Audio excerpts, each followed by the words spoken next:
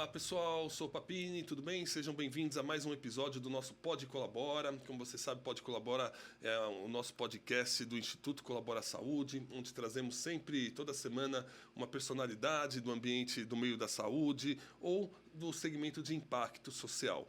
E hoje temos um convidado muito bacana. Eu particularmente sou fã dele porque o conheço há bastante tempo, trabalhamos juntos, né, de alguma forma dentro do mercado. E ele é formado em administração, mais de 25 anos de experiência em vendas e marketing, trabalha num segmento muito bacana da indústria farmacêutica, que é na área de doenças raras e ultra raras. A gente vai falar um pouquinho mais sobre isso. E atualmente ele é General Manager Brasil e Latam da empresa Steincares, também uma multinacional que atua no segmento de doenças raras.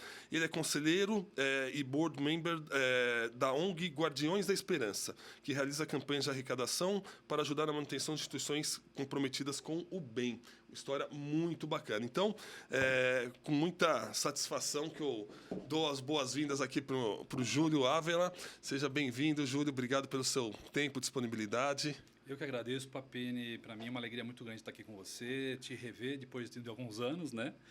E poder falar de temas que eu amo, que é doenças raras, indústria farmacêutica, voluntariado, impacto social, tudo isso. Muito bom, Júlio. Sabe que a gente está nessa... Já faz quase 3, 4 meses que a gente está com o Pod Colabora, e eu sempre falei aqui para o pessoal, não precisamos trazer o Júlio, porque tem muita história boa para contar, e que bom que deu certo estarmos aqui. Júlio, para começar, né, você, dei a introdução aqui, são 25 anos de carreira na indústria farmacêutica, sempre na indústria? Sempre na indústria, tive uma pequena passagem antes no mundo eletrônico, porque eu sonhava em ser engenheiro eletrônico, e aí fiz escola técnica de eletrônica, fui trabalhar na antiga Gradiente. Olha só. Consertando videocassete, Papini, e vi que não era para mim isso. E eu tinha um grande exemplo em casa, que era meu pai. Meu pai foi propagandista durante mais de 30 anos, de Roche, Smith, Klein Beecham na época, e até quando eu era criança eu fui trabalhar com ele algumas vezes, quando eu não tinha com quem deixar. Legal. E eu ia junto com ele. E aí eu não queria mais ser nada com eletrônica, e ele falou assim, você não quer entrar no ramo, né? Entrar na indústria farmacêutica? Eu falei, quero. E aí comecei minha jornada na indústria farmacêutica. Muito bom. E a indústria farmacêutica, nós, né, temos uma história parecida, né, de começar a carreira dentro da indústria. A indústria nos forma enquanto profissionais, mas também enquanto indivíduos, né, porque ela traz uma bagagem muito forte de educação, de cultura, né, e eu acho que isso a gente carrega aí para a vida. Molda a gente, né? Porque, sem dúvida nenhuma, a indústria farmacêutica eu acho que é uma das indústrias com maior carga de treinamento, tanto técnico e científico, que existe no mercado, né? Então acaba te formando muito também. Júlio, a indústria está passando por grandes transformações, né? A gente que acompanha há mais de 20, 30 anos, a gente vinha de uma indústria muito fortalecida no que a gente chama de atenção primária, produtos de primary care dispensados na farmácia. Talvez de 2005, 2010, com mais força, o surgimento das empresas de biotecnologia, que é onde você atua já há algum tempo, né? Explica para nós o que foi essa mudança e o que isso impactou dentro da indústria e para os profissionais da indústria também. A gente tem uma audiência grande de colegas do setor. Qual que é a tua visão dessa transformação? Tem mudanças drásticas, assim, né, Papinho? Se você for ver, na minha época de representante, por exemplo, comecei na Stifel, na Novartis, né, promovendo produtos de dermatologia ou de produtos maduros. O que era importante naquela época? Relacionamento acima de tudo, né? Um conhecimento científico e técnico básico, né? Mas você gerar receita. Promover relação com o médico e gerar receita com o médico. Né? Naquela época eu lembro que meu pai ele começou a Casa das Vacinas da Smith Klein Beecham. Sim, puxa vida. Que hoje seria a alta tecnologia daquela época. Né? Mas mesmo assim era baseado nessas capacidades, que era relacionamento, conhecimento técnico básico, vendedor. Né? Muito persuasivo. Muito persuasivo, com uma influência muito forte. Né? Mas foi mudando ao longo do tempo, porque se você pegar hoje em dia, o relacionamento, eu acho que para a América Latina, Brasil, vai continuar sendo muito importante hoje e para o futuro. A parte da persuasão também, de influência também. Mas existe uma outra parte hoje que é muito forte, que é assim, a capacitação técnica científica tem que ser muito forte, porque hoje você tem que discutir com o médico de igual para igual. As tecnologias, as medicações hoje para doenças raras, ultra raras, oncologia, hoje elas estão altíssimas. E você pegar CAR-T, CAR-T-cell, por exemplo, você pegar gene therapy, moduladores de RNA, por exemplo, você tem que saber discutir com o médico a respeito de tudo isso. Então, a capacitação técnico-científica é uma coisa que mudou drasticamente. E não é só do MSL, área médica. O vendedor, o nosso antigo representante propagandista, hoje consultor, seja o nome que for, o time de campo precisa ter essa capacitação técnico-científica altíssima. E uma outra capacidade que acho que mudou drasticamente foi a capacidade do time de campo em enxergar a jornada do paciente como um todo.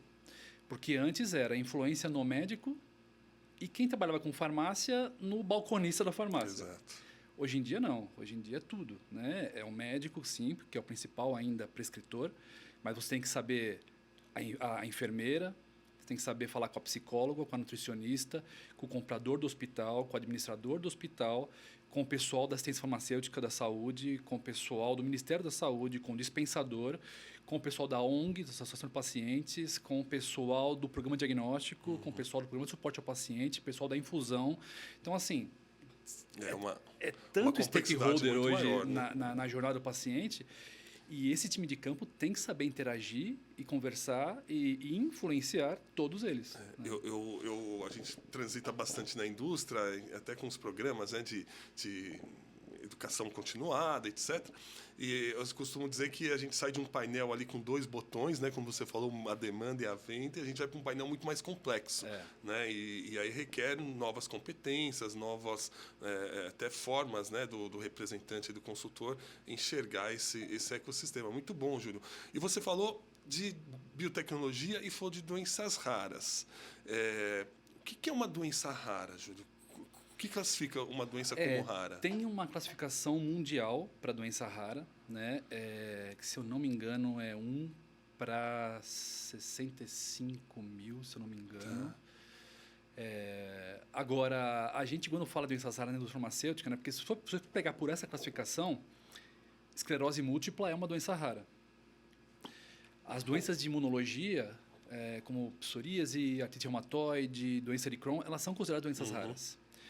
Só que no âmbito da indústria farmacêutica, elas já se encaixam dentro de um estilo de trabalho mais tradicional, convencional. Exato. Né?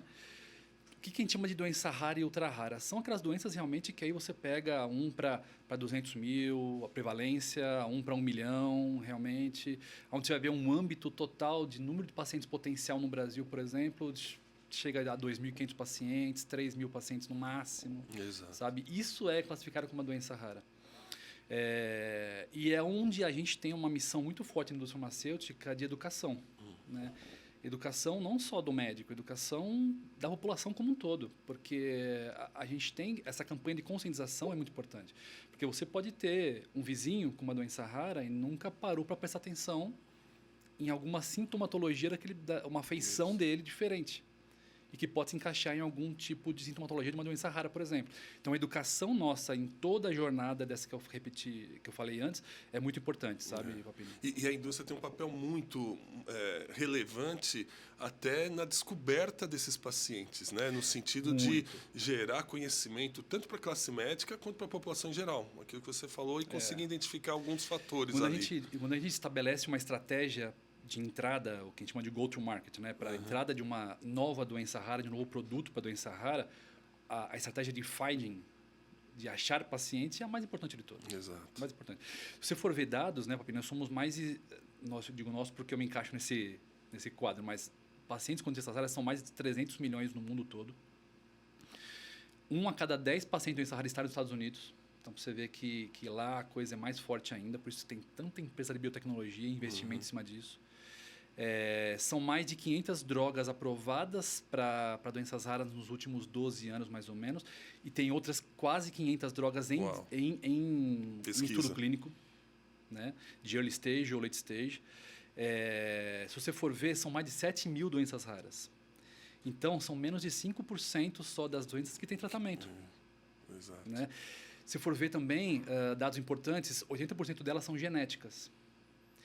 Que tipo de apoio e de investimento a gente tem na saúde pública para exames genéticos? Pouquíssimos. Então, a indústria tem outro papel importante também em oferecer esses testes para a população e para os médicos, né?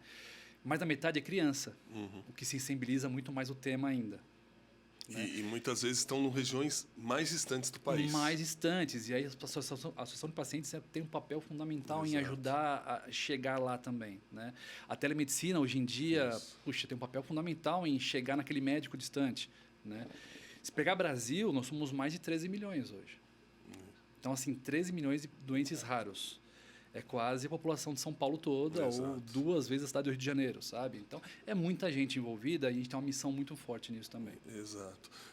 E é muito interessante porque são histórias muito ricas, né? Eu me lembro que lá no início a gente trabalhou muito com um grupo de pacientes com MPS e você via que a inserção do paciente na sociedade, né, além de ter o melhor tratamento, etc., mas a possibilidade de, uma vez que ele tem a doença reconhecida, né, e começa o tratamento, ele também ser inserido na sociedade com toda a potencialidade dele, né? É isso aí. Então isso é muito bom e às vezes a gente desconhece esse papel da indústria, né? A população como um todo, né, que não é só vender o remédio. Óbvio que o objetivo final é vender, mas tem todo um trabalho aqui de...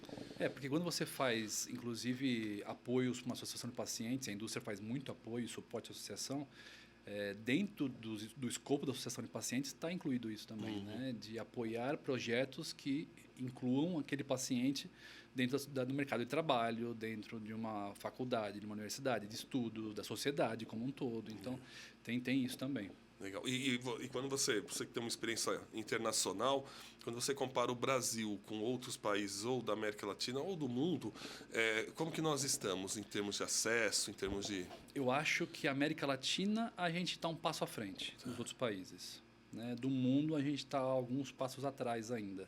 Né? Principalmente em termos de acesso. No Brasil, a gente já tem muitas doenças raras, ainda bem, incorporadas na Conitec, no SUS, né, com reembolso federal. Então, você diminui uma jornada de acesso que, em média, através da judicialização, hoje é em torno de 9 meses a 1 ano e meio, você diminui essa jornada para 3 meses. Então, descobriu, prescreveu, tem o medicamento em uma mão. Né? Mas a grande maioria ainda é através da judicialização, que é uma consequência do sistema de saúde. Né? Mas, em termos de jornada até chegar ao diagnóstico, no mundo todo, leva-se de 7 a 10 anos para se chegar ao diagnóstico correto. Isso é mundo, hein? Não é só Brasil. E aí, por vários fatores, desde desconhecimento até acesso ao recurso para o diagnóstico. Desconhecimento médico, desconhecimento dos pais, né? Localização geográfica, de onde a pessoa mora, né? Falta de recurso para se chegar até um hospital de ponta, até um hospital que tem um especialista. Né? Demora do médico geral para se encaminhar para um especialista também, seja por questões de medo de perder o paciente ou por questões de desconhecimento também. Então, tem N fatores, mas a jornada ainda leva de 7 a 10 anos para se chegar ao diagnóstico, isso no mundo todo. No Brasil, é muito mais gritante ainda. Né? Nossa, é muito tempo, né? Se nós pensarmos o quanto que poderia antecipar o tratamento e antecipar... Algumas doenças são fatais, né? Exato. Você lembra que a gente trabalhou junto com Shua, por exemplo, né? Na Lexion? Shua e HPN. Shua e HPN, o paciente não tem 10 anos. Exato. O paciente, se descobre a doença ali, ou se ele começa a ter sintomas da doença, HPN, numa segunda trombose morre, e Shua pode morrer em 3, 4 meses. Né? Então, além do risco de morte, que é a pior situação, né, que a gente pode imaginar. O impacto de vida. Mas o impacto de vida, recentemente, impacto social. agora eu trabalhei na Tradigenix com XLH, né? Então, claramente, a gente via um produto fazendo muito efeito numa criança com diagnóstico cedo, né? E deixando as perninhas dela do raquitismo normais, né? E o impacto que causava num jovem já que passou por 10 cirurgias e já não podia mais corrigir o formato, mas ia aliviar um pouco o sofrimento dele. Né? A diferença é gritante. Isso é muito legal. E por isso, assim, a gente reforça o tema das campanhas também. Né? Campanhas de awareness fundamental. De conscientização aí para a população em geral. Bom, parabéns. Acho que para além do trabalho, né, tem uma atividade muito nobre aí, que é, de fato, encontrar esses pacientes, encontrar essas pessoas e possibilitar para elas qualidade de vida, a inserção na sociedade e também uma questão de, muitas vezes, o risco de morte aí, né, que está sendo mitigado. Então, muito bom, Júlio, parabéns. E E você olhando, assim, só um tema ainda em relação ao sistema, que eu ia te perguntar, acabei esquecendo, a gente falou do SUS. Quando a gente fala de planos de saúde, outro dia eu estava me atualizando, eu vi que já começam algumas doenças raras também serem incorporadas na saúde suplementar. Você enxerga isso com uma perspectiva? Qual a sua visão? Eu acho que sim, eu acho que vai aumentar ao longo do tempo, é lógico, né? Quando a gente fala de saúde suplementar, Papini, não dá para incorporar tudo no SUS, no plano de saúde. No plano de saúde, porque tem recursos limitados, né? Mas dá para você incorporar restringindo o uso da medicação, né? Você vai afunilando para aquele grupo específico que realmente mais precisa naquele momento, né? Mas existe hoje também uma prática já que começa a existir. No passado se falava muito nisso, mas eu achei que nunca ia chegar, mas hoje já faz, né? Que é o SUS passando a conta para o plano de saúde. Exato. Né? Então, hoje já existem alguns hospitais pelo Brasil do SUS que sabe que os pacientes que são atendidos lá têm plano de saúde, já começa a passar a conta de um para o outro. Então, se a conta começa a chegar de uma outra forma, por que não já incorporar de vez e ter acesso e ter controle desse budget? Né? Então, hoje eu considero que de 5% a 10% das compras feitas e dos medicamentos usados para doenças raras são através de plano de saúde. Já 5% a 10%? Tem algumas empresas mais fortes, outras algumas doenças mais fortes, outras mais fracas, mas eu acho que de 5% a 10%. Já geria desse impacto. Muito legal, porque a gente tem 25% da população coberta, né? Então você já tem um volume aqui. Sabe que nós recebemos recentemente, pessoal, para vocês, não sei se vai aparecer o link aí em cima, é o Dr. Gonzalo Vecina. Gonzalo Vecina. Que deu uma aula aqui para nós, né, sobre saúde pública, sobre o sistema de saúde como um todo, e a gente discutiu muito essa questão do financiamento, né, e dessa intersecção entre SUS, saúde suplementar. Então, fica a dica aí para você que não assistiu, não perca esse episódio que está demais. Não, e o financiamento é um tema que para o futuro vai ser fundamental, Papini. Quando você fala de terapia gênica e de CAR-T-cell, por exemplo, né, são custos altíssimos, né, e medicações que podem realmente ser consideradas como uma cura. Mas não total. Existe um percentual de pacientes que falha na terapia. Só que você já pagou pela terapia caríssima e falhou. Como é que... o tão famoso risk sharing, né? Como que a gente faz isso no Brasil? Né? Como que a gente controla um prontuário de paciente ao longo do tempo para ver se ele voltou uma terapia, se ele vai precisar de novo ou não? Isso ainda é uma discussão que tem muito a se fazer.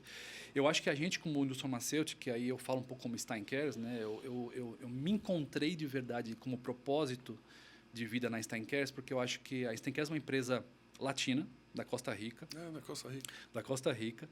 Uma empresa que tem como propósito ser latino mesmo, né? Porque a gente conhece a fundo todos os países e mercados de acesso da América Latina. Que legal. Né? Como nasceu na Costa Rica, se expandiu primeiro para Centro-América, Caribe, região andina, né? Então ela valoriza muito mercados que talvez outras empresas não, né? Porque mercados menores. E agora a gente está expandindo Brasil, México e Argentina, né? Mas com o propósito, a gente tem como propósito trazer produtos inovadores para doenças raras, mas também biosimilares para doenças imuno-oncológicas e de imunologia. Por quê? Porque se eu onero o sistema de saúde com a inovação da doença rara, porque não tem outro jeito, tem que onerar mesmo no começo, né? Eu ofereço um cost saving aí, redução de gastos do governo através de biosimilares. Perfeito. Né? Então, eu consigo ser um bom parceiro do sistema de financiamento, tanto público quanto privado, oferecendo a parte de redução de custos, mas também de alta tecnologia. Né? Muito bom, excelente alternativa para o sistema de saúde. A gente brinca que é esticar o cobertor, né? A gente sabe que o cobertor é curto, você está conseguindo esticá-lo para abranger o maior número de pessoas. E eu não sabia desse detalhe de ser uma empresa latina. Que eu acho que é fantástico, porque entende o que a gente passa aqui. Né? Nós temos um sistema de saúde totalmente diferente do restante do mundo, né? E peculiaridades sociais, né? Então, poxa, bacana. Gente, e quanto eu já sofri, você também deve ter sofrido, para explicar para times globais, por exemplo, como funciona o Brasil, por exemplo. Exato. Né? E tem coisas que não dá para entender realmente, porque só aqui que se você entende, só quem é latino ou brasileiro que entende. Né? Exato. Muito bom, Júlio. Bom, falamos aqui da indústria farmacêutica, de toda essa complexidade que a gente vive, né, no ambiente da indústria, dessa evolução para a biotecnologia, das doenças raras, ultra raras. E aí eu queria entrar um pouquinho agora na sua pauta social, né? Mas eu vou tomar uma liberdade, não sei se você me permite, porque eu te acompanhando, né? Acompanhando sua carreira, acompanhando aí todo o seu momento de vida, eu sei que você tem um projeto bem bacana de impacto social, né? Que a gente vai falar daqui a pouquinho, mas que também teve um momento de vida seu, né? Aqui, ó, o Guardiões da Esperança, Guardiões a gente da vai Esperança, isso falar aí. daqui a pouco. E eu me lembro que você falava do Guardiões antes, quando você estava ainda lá na Ave, já acho que uns 5, 6 anos atrás. Muito tempo, Muito muito tempo. tempo. Ele existe já. Eu comecei na minha passagem de Ferring. Foi 2010 isso, Papinho. Então já são 13 anos, 13 caminhando para anos. 14 anos. E o que fez você ir para o Guardiões?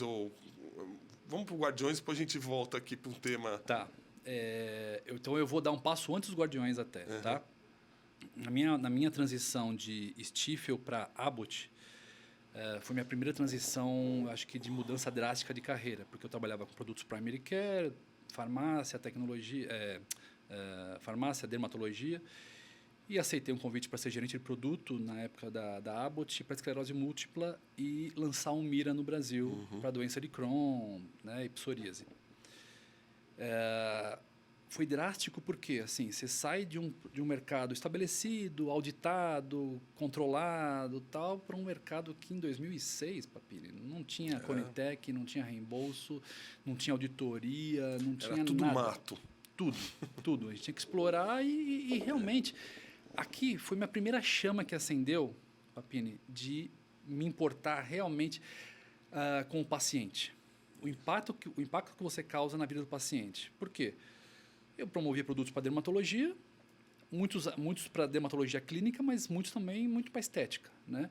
De repente eu vejo uma esclerose múltipla, que é devastadora, uma doença de Crohn, que é devastadora. Muitas vezes pegando mulheres jovens, no caso mulheres esclerose múltipla, uma jovens, incidência muito grande. psoríase que hoje já se entende que é devastadora, Isso. mas na época era estética, né?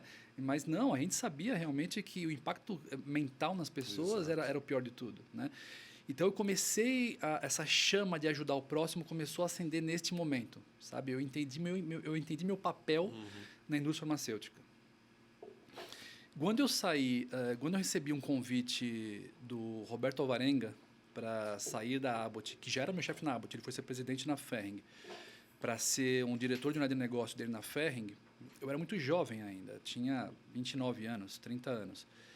Poxa, um cargo de diretoria com 29, 30 anos, para mim... Super oportunidade.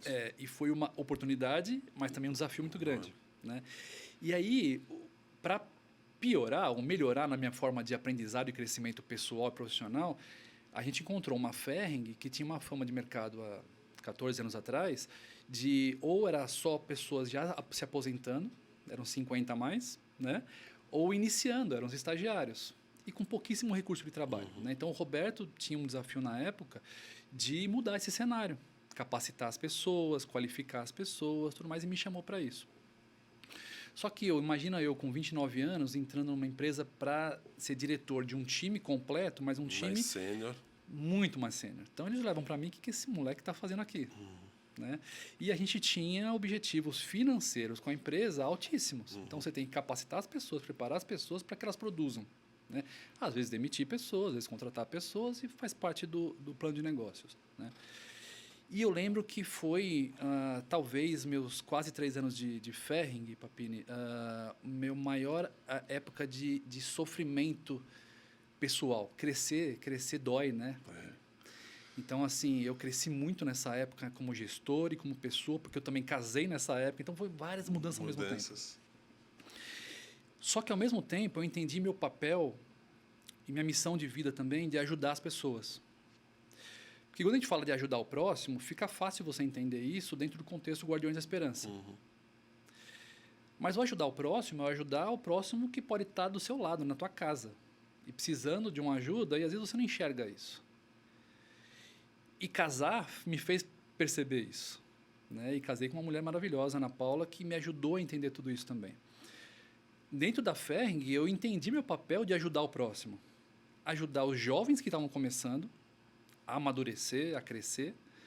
E ajudar os 50 a mais a entender que eles tinham o valor deles ainda e podiam produzir muito. Exato. E para isso a gente ia melhorar as condições financeiras, benefícios, tudo mais. mas que eles tinham que entregar também, assim como os jovens. Né? Não é porque é 50 a mais que eu vou aliviar um pouco. Não, é todo mundo igual ali. Então, despertou esse meu entendimento da minha missão de vida de ajudar o próximo. E, junto com isso, não sei explicar como, Papini, mas eu estava numa jornada espiritual muito forte também, lendo muitos livros, principalmente do Robson Pinheiro, que é um autor que eu gosto muito. Entendi um pouco como funciona o mundo espiritual dentro dessa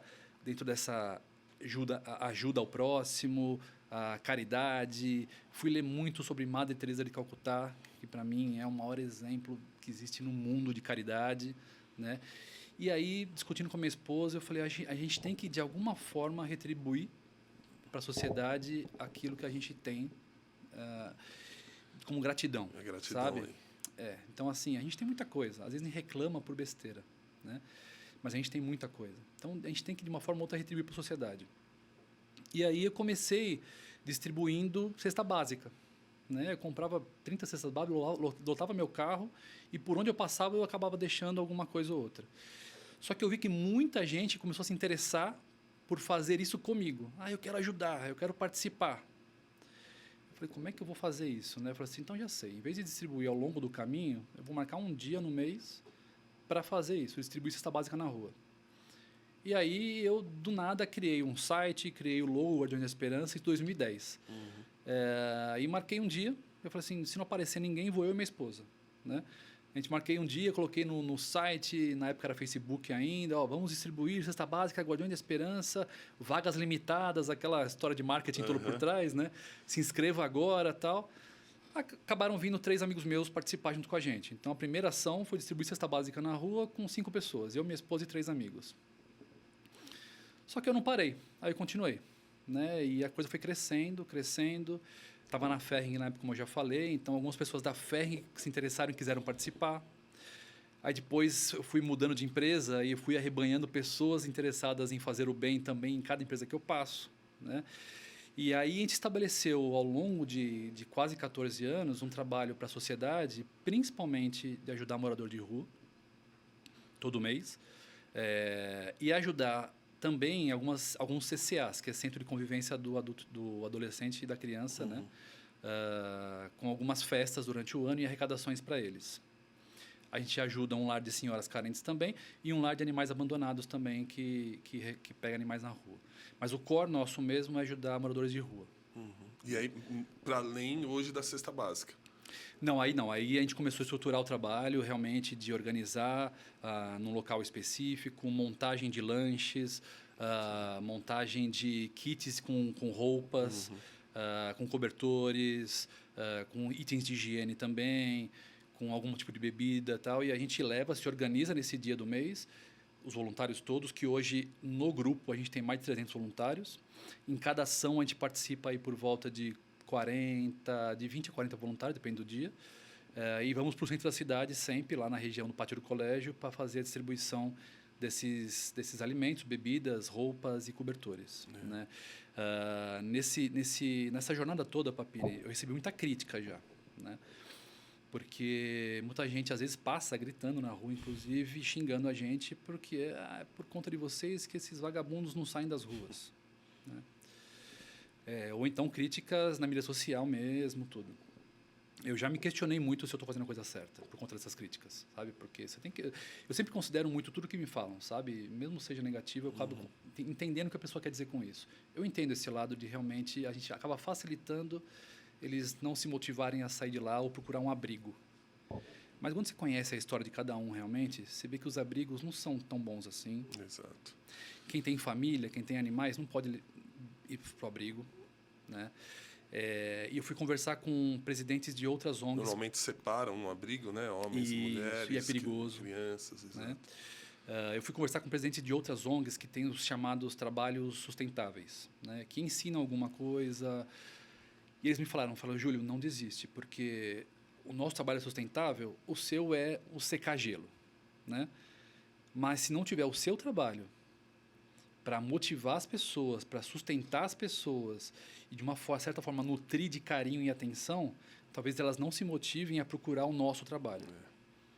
Então, o trabalho de vocês e ONGs como a sua é a base para fomentar trabalhos mais sustentáveis e mudar a vida das pessoas realmente. Interessantíssimo, né? Esse olhar. Porque a gente vai para a rua, Papini, assim, a gente vai levar para suprir fome e frio, né? Mas suprir atenção também. Ninguém morre de frio, Papini. Ninguém morre de fome na rua. As pessoas morrem por falta de atenção, de abandono. Porque se você estiver com fome ou estiver com frio, se tiver alguém que te dê atenção, aquilo acalenta. Acaba e passa. Mas as pessoas morrem de abandono. Isso sim. Né? A gente escutou várias histórias na rua já de eu pensei em me matar hoje, mas orei e pedi para que, se não é para que eu me mate, que Deus envie um anjo para me salvar hoje. E apareceram vocês aqui. Então eu encaro que vocês são os anjos que apareceram enviados pelo cara lá de cima, sabe? Então, inúmeras histórias como essa, assim, sabe? Então, eu acredito realmente que a Guardiões da Esperança tem um papel de impacto, de apagar incêndio, de secar gelo, sim, né? Mas de levar atenção e carinho para motivar pessoas a saírem da situação que estão. Não, muito legal, Júlio. Eu não tinha essa visão que você trouxe, que é a questão de... as pessoas têm que ganhar tempo, né? Tem que ganhar, entre aspas, sobrevida para poderem ser acolhidas num projeto um pouco mais amplo e que dê a oportunidade dela sair daquele cenário. E faz todo sentido. Eu acompanho muito o Padre Júlio, o trabalho que ele faz muito semelhante, né? E numa dimensão super impactante também, e muito nessa linha. E hoje, quando você, quase mais de 10 anos, 2010 para 2013, estamos falando de 13 anos, 14 anos. Você já mensurou o tamanho desse impacto? Quantas pessoas vocês já atenderam? Olha, Papini, no começo eu fazia isso todo mês. Eu fazia, como a gente tem realmente um CNPJ, tudo, eu tenho obrigações a cumprir também, né? No começo eu fazia todo final de mês um report com doações recebidas, quanto eu gastei, notas fiscais, quantas pessoas a gente impactou e tal. Só que assim, que horas eu fazia isso e que horas eu faço isso, né? De madrugada. Geralmente eu organizo uma ação, eu organizo tudo de madrugada, né? E aí com 2 filhos, Papinho, eu acabei não conseguindo mais dar conta das obrigações. Eu dou conta, assim, de fazer as ações, de organizar tudo junto com o meu grupo, mas eu acabei não dando conta mais, depois dos meus filhos, nascimento dos meus filhos, dessas partes burocráticas todas, né? Mas assim, eu lembro que na época, se você for ver na rua hoje, a gente ajuda de 250 a 300 pessoas na rua, a cada ação, por mês. Naquele grupo de senhoras eram umas 30 senhoras. Eu digo eram porque, infelizmente, por falta de recursos, fechou o mês passado. Né? E no CCA são 2 ou 3 ações no ano, são geralmente 150 crianças. Né? Mas se você for pegar só morador de rua, são 250 no mínimo por mês. E a exponencialidade disso, né? Porque a gente está falando de criança, estamos falando de futuro. E a gente acaba sabendo até de coisas boas. Por exemplo, porque a gente volta lá, os moradores já conhecem a gente. Né? Então, muitos estão lá há 14 anos. Exato. Só que muitos, a gente... E o fulano? Tá onde? Ah, não, o fulano conseguiu um emprego não sei aonde. O fulano voltou para a família dele no Nordeste. O fulano... Então, a gente consegue ver melhoras, né? Lógico, foi por causa da gente? Não foi. Mas a gente tem um papelzinho ali de levar um incentivo, mínimo que seja, né, para eles também. Não, muito legal. E Júlio, o quanto... Eu imagino... outro dia, nas discussões aqui do Pode Colabora, a gente tem muito projeto de impacto, né? Isso muito semelhante ao que você tem feito, com várias dimensões e várias áreas de atuação. E é interessante, eu tenho discutido que cada um de nós, né, por a nossa situação de trabalho, um pouco mais privilegiada, etc., temos que ter a nossa pauta ESG. Né? E eu acho que você achou a tua. E o quanto que isso te melhorou também enquanto profissional. Porque provavelmente você comentou que a sua experiência na indústria te levou ao Guardiões. E o quanto que o Guardiões te deu em troca para ser um melhor profissional? Muito, Papini, muito. Porque, né, bom, quando eu comecei, durante um bom tempo, nem se existia ESG. Né? Então... Mas primeiro porque, assim, se você for pegar 80% das pessoas, dos voluntários do Guardiões, são da indústria farmacêutica. Né? Então, eu acho que se estão lá, é porque, de alguma forma, me admiram como pessoa, como profissional, mas como pessoa que leva um impacto para a sociedade também e gostam de estar ali fazendo parte. Né? Isso me melhorou muito como profissional, porque você consegue enxergar um lado do ser humano que talvez você não enxerga no dia a dia, na correria, com metas, trabalho e tal. Na rua, você realmente sai de lá diferente. Você sai de lá valorizando, Papini, cada coisa que você tem na sua vida, porque você vê o que é problema de verdade. Né? Então, às vezes, situações corporativas que você vê uma dificuldade, poxa, se tornam tão pequenas quando você vê o que é problema de verdade, sabe? Você enfrentando uma situação com um time, ou com um chefe, ou... Cara, não é nada isso. Então, de uma certa forma, você encarando problemas reais, você deixa de reclamar de problemas pequenos e valoriza muito mais aquilo que você tem. Né? E tendo que gerenciar um grupo de voluntários que estão lá como voluntários, ou seja, eu não sou chefe de ninguém, mas ao mesmo tempo eu tenho a responsabilidade de ser presidente da ONG. Né? Então, me fez acabar gerenciando grupos, motivando as pessoas, né? E não por autoridade.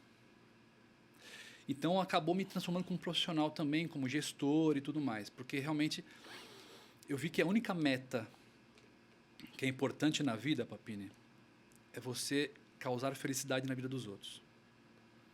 Né? Quando a gente está ali na rua e a gente dá atenção para algumas pessoas, a gente está causando felicidade naquele momento. Quando eu estou com o meu time e eu causo felicidade, eu me preocupo de verdade nas motivações, nos gatilhos das pessoas, eu estou causando felicidade nelas também. E a felicidade no trabalho faz com que as pessoas produzam mais também. Então, assim, uma coisa um círculo virtuoso. É um ciclo virtuoso positivo, sabe? Caridade, voluntariado, profissional, pessoal. E aí não tem como separar uma coisa da outra mais na minha vida, sabe? Desculpa te interromper, Papini, assim, como eu te falei, eu gostei muito de ler a história de Madre Teresa de Calcutá, né? E ela falava tem duas coisas que ela fala que causaram para mim toda a motivação que eu tenho no Guardiões de Esperança, né? Primeiro às vezes o que você faz, o trabalho que você faz parece uma gota no oceano, mas o oceano é feito de gotas. Então não menospreze essa sua gota. Muito bom. Né? E a outra coisa que ela fala muito não saia da frente de outra pessoa, falava muito, né? Não saia da frente de outra pessoa sem transformar a vida dessa pessoa de uma forma positiva. Sem deixá-la mais feliz de quando você chegou para conversar com ela. Então eu tento aplicar isso na vida de voluntariado, de caridade, na vida profissional, na vida pessoal, né? E até aproveito, Papinho, se você me permite, para te dar uma camisa dos Guardiões da Esperança, que é uma camisa que a gente usa no voluntariado, né? Que é essa aqui.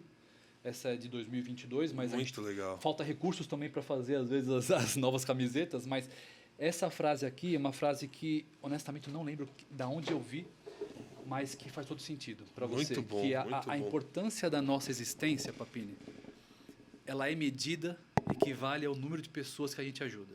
Excelente. Né? Excelente. Então, quando você, se for partir, né, qual foi a importância que você deixou?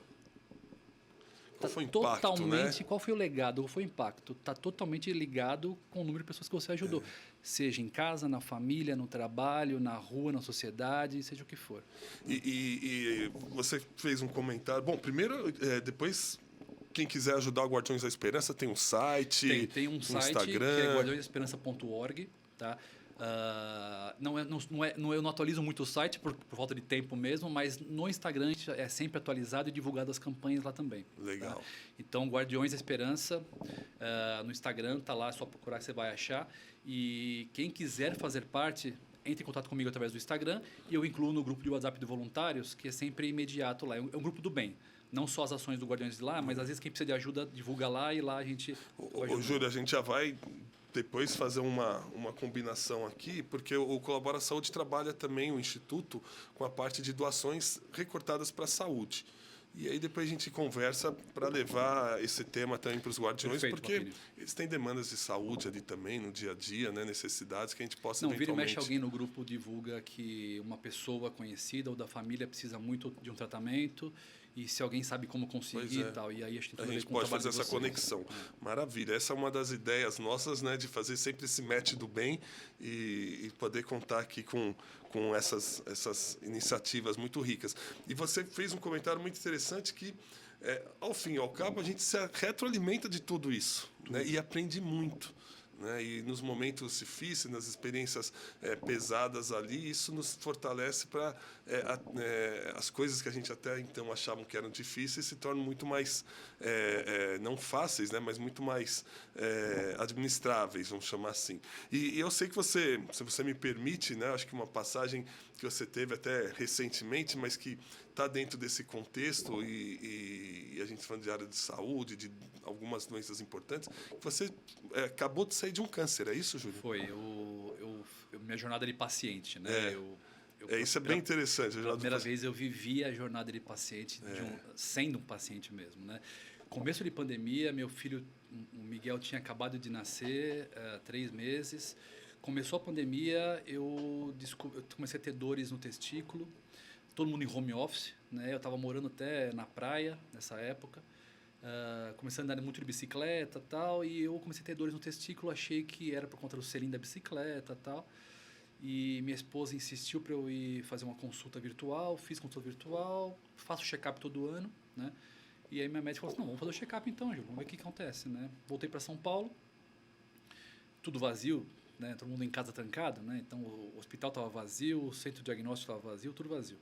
Fui fazer meu check-up, no primeiro exame de check-up, que foi um ultrassom de testículo, o médico virou para mim e falou, Júlio, você tem urologista? Eu falei, não. Então procura um urgente porque você tem um tumor sólido aqui. A oncologia nunca foi minha especialidade forte, né? Então na hora eu não entendi muito bem o que queria dizer aquilo. Mas saí do exame, parei no estacionamento do centro diagnóstico e na hora liguei para minha esposa, ela me ajudou a achar uma consulta, o Einstein estava vazio na época, o hospital. Fui do lado ali, fui fazer uma consulta na hora, né? E o urologista virou e falou assim, Júlio, realmente 2 notícias, uma boa e uma ruim. A ruim é que você está com câncer de testículo, a boa é que está no começo, né? Um fato agravante é um tumor muito agressivo, que ele dobra de tamanho a cada 15 dias. Nossa. Então a gente tem que tirar o mais rápido possível. Eu falei, doutor, eu acabei de fazer, estou de jejum ainda, acabei de fazer exames lá, vamos fazer agora? Vamos fazer a cirurgia agora? Né? Ele falou, agora? Eu falei, agora. Ele ligou para a mesa cirúrgica, tá vazia? Tá, eu vou subir com o paciente em 2 horas, 2, 3 horas. Liguei, na época, para o meu chefe, o Edson Paixão, liguei para minha esposa e para minha mãe, e falei, estou com câncer e vou tirar. E aí, Papini, você começa a entender um pouco por que eu encaro esse câncer, na verdade, como uma bênção divina, sabe? Porque, poxa, descobri de uma forma cedo, né? Descobri no começo. Tenho condições financeiras. Teve acesso a um ótimo... Os melhores centros diagnósticos, os melhores hospitais, os melhores tratamentos. Isso. Né? Lógico, poderia ter sido outro final? Poderia. Né? Mas não por falta de recurso. Isso. Tenho uma família maravilhosa e amigos maravilhosos que me nutriram de esperança, de atenção, de cuidados também. Então, de verdade, eu encarei como uma bênção. Bom, fui fazer a cirurgia, tirei um testículo. Depois, mais exames, uma segunda cirurgia, que já tinha metástase nos linfonodos do abdômen. Uau. Então, uma segunda cirurgia pesada, tirei todos os linfonodos de um lado direito do meu corpo. Aí, mais exames já com o oncologista, Dr. Oren, que é um fantástico também, um anjo da guarda. E aí ele falou, olha, Júlio, não tem como descobrir se já tem mais partes do seu corpo com células cancerígenas, a gente tem que fazer quimioterapia. Né? Então, final de 2020, isso foi 2020 inteiro, porque eu descobri em maio, na verdade, foi até dezembro assim. No auge da pandemia. No auge da pandemia, imagina. Só que a pandemia ficou tão pequena para mim, Papini, tão pequena. E aí comecei quimioterapia, eram 8 horas por dia no centro quimioterápico. E eu engordava 8 a 9 quilos por dia de líquido no meu corpo. Chegou uma hora que, com tanto líquido no meu coração, não tinha espaço para bombear. Eu fui parar no pronto-socorro cardiológico da oncologia. Ali eu vi realmente minha vida por um fio, sabe? Passei o aniversário de 1 ano do Miguel no centro oncológico. Passei o aniversário de 6 anos da minha filha, não foi 6 ou 7, mas no centro oncológico também. E saí um pouco antes do meu aniversário, né? Mas saí devastado. Saí devastado porque realmente eu tive todos os sintomas que você pode imaginar, né? Fiquei prostrado, fiquei sem pelo nenhum no corpo, inchado demais, engordei muito. Mas de qualquer forma, Papini, eu acho que nesse período todo eu tive 2 ou 3 dias de recaída, eu fiquei mal. Um deles foi quando eu perdi todos os pelos do corpo. Eu estava no banho e aí eu fui passar a mão na cabeça para lavar a cabeça, saiu todo o meu cabelo na minha mão assim. Nesse dia, acho que foi o único dia que minha esposa e minha filha me viram no fundo do poço, sabe? Chorando como uma criança e desesperado, achando que ia morrer, sabe? E aí sim, eu fui erguido pela minha filha e pela minha esposa para encarar de frente isso e lutar até o final, né? Então, hoje, meu oncologista fala que eu não estou curado ainda, porque hoje eu completei 3 anos livre do câncer, mas tenho 2 anos pela frente ainda de monitoramento frequente e de luta para continuar assim, né? Mas vai dar. Já deu certo, né? E que legal, Júlio. Obrigado por você compartilhar essa história. E sabe o que é legal, Papini? Assim, eu pude enfrentar toda a realidade de acesso de sistema público de saúde, sistema privado de saúde, porque o meu enfermeiro lá do Centro de Oncologia era um ser humano fantástico, cara. E ele trabalhava lá, que é no hospital privado, mas trabalhava também como voluntário no hospital público, no Centro Oncológico Público. E ele me contava as histórias. Ele falou assim, Júlio, um câncer como esse seu, fatalmente, se você dependesse do sistema público, você ia morrer. Isso. Porque ia ter uma demora de 3 a 4 meses para fazer os exames, mais uma demora de 3 a 6 meses para você conseguir uma vaga no Centro de Oncologia para começar a tratar, né? Os produtos são os mesmos, mas porque são produtos antigos, e eficazes. Mas o tempo ia jogar contra você e talvez seu final fosse outro, sabe? Então, realmente, ali eu vi a jornada do paciente, como ela pode ser muito diferente. Demais, Júlio. Demais porque eu comento isso muito com o pessoal da indústria. Às vezes a gente fala do paciente como um ser distante, né? E nós somos, né? Nós não estamos nesse momento, mas todos a qualquer momento e a gente se transforma em paciente. Então, ter essa empatia e entender, né, esses cenários. E, poxa, que história bacana. Não tenho dúvida que ficou mais uma ótima experiência e que você continue podendo retribuir para a sociedade com toda essa energia que você tem, né, com todo toda essa visão do bem que você traz aqui. É muito gostoso falar com você. Parabéns mesmo, Júlio, pela carreira, pelas construções que você vem fazendo com Guardiões e pela superação. Já tinha uma admiração por você, ela aumenta e espero que a gente possa estar junto nessa jornada aqui de muitos anos ainda gerando esse bom impacto. A admiração é recíproca, Papini. Eu agora vou me aprofundar mais no projeto de vocês, eu já tinha conhecimento, mas a gente pode ver como conciliar as duas coisas. Um slogan do Guardiões da Esperança que eu encaro como fato real é transformar as pessoas, né? Então, assim, não as pessoas que estão lá necessitadas, mas a gente, né? Então, transformar o nosso slogan é transformar o mundo por pessoas melhores e transformar as pessoas por um mundo melhor. Sensacional. Né? Então, eu acredito realmente que nesse tempo que a gente está lá, juntos, fazendo uma campanha para o bem, ou juntos no dia da ação, fazendo coisas para o bem, quer não, está movimentando cerca de 20 a 300 pessoas para um único objetivo do bem. Sabe? Pessoas que podiam estar vendo televisão, pessoas que podiam estar na rede social assim, no TikTok, no WhatsApp, no Facebook, no Instagram, ou não fazendo nada, ou fazendo uma coisa ruim até. Né? Mas não, estão todo mundo mobilizado para uma causa boa, para o bem naquele período ali de 3, 4 horas, sabe? Muito bom. Júlio, obrigado. O tempo passa muito rápido. Já vamos quase uma hora de conversa. Mas isso é bom porque dá um gostinho de quero mais e já fica o convite aí para o nosso... A gente está na primeira temporada, acho que vamos voltar a falar na segunda temporada, você contar mais dessas histórias e da evolução do Guardiões. E o convite a todos vocês, né? Instagram, Guardiões da Esperança, contribuam, participem, né? Assumam o seu SG pessoal, né? Acho que esse é um tema bacana. O Júlio está aqui mostrando o quanto que isso impacta para ele na vida pessoal, na vida profissional, né? Então, a gente tem um altruísmo, mas tem muito de trazer para si próprio, né, os ensinamentos. Júlio, muito obrigado pela sua participação. A gente termina sempre com uma pergunta para os nossos convidados. É uma pergunta simples, que é: o que é saúde para você? Tá. Saúde, eu acho que que não tem uma resposta formada, eu estou pensando agora na resposta, mas eu acho que é uma pergunta complexa e boa de se responder, Papini. Acho que saúde, na verdade, é o cuidado, né? E não só saúde com cuidado, com um tratamento, com um diagnóstico, eu acho que ela é tudo, é um equilíbrio completo de um cuidado que pode passar pelo lado espiritual, lado mental, lado físico, né? Então é você se cuidar de uma forma onde faça exercício físico, faça um check-up anual, não menospreze qualquer sintoma que o seu corpo manifeste, se preocupe com o lado espiritual, seja a religião que você tenha, qualquer uma, se preocupe com isso, se preocupe com o lado mental. A gente fala tanto do balanço trabalho, vida pessoal, né? Tira do papel isso e se preocupe com esse cuidado. Né? Dê mais valor para o tempo que você está em casa com a sua família ou fazendo alguma atividade que você goste muito. Né? Mas valor de verdade. Não estou com um filho ali, mas estou no WhatsApp aqui, no Instagram, sabe? Deixa de lado tudo isso e fique ali realmente.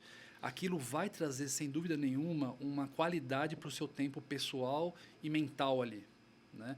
E aí junto com o trabalho profissional também. Então, acho que saúde é o cuidado e o equilíbrio de uma forma integral, Muito sabe? bom. Que passa aí sim por diagnóstico, por tratamento, de olhar o próximo com a visão de saúde e de cuidado também, né? O que ele precisa, será que precisa de ajuda? Então, eu acho que é mais ou menos isso, Papini. Demais, Julio. Obrigadão. Fica já o convite para a próxima e vamos acelerar aí essa parceria. Eu que agradeço Colabora muito o Saúde. convite de verdade. Convido todo mundo para assistir os outros episódios do Pode Colabora também, que eu assisti alguns deles e são fantásticos. E convido todo mundo para entrar na plataforma também do Colabora Saúde, que eu acho que todo mundo, principalmente o pessoal da indústria farmacêutica, tem de algum jeito de colaborar com isso também. Exato. Nessa forma de doações e de ajudar ao próximo também. Quem quiser, por favor, Guardiões da Esperança no Instagram e no site também. São muito bem-vindos todo mundo.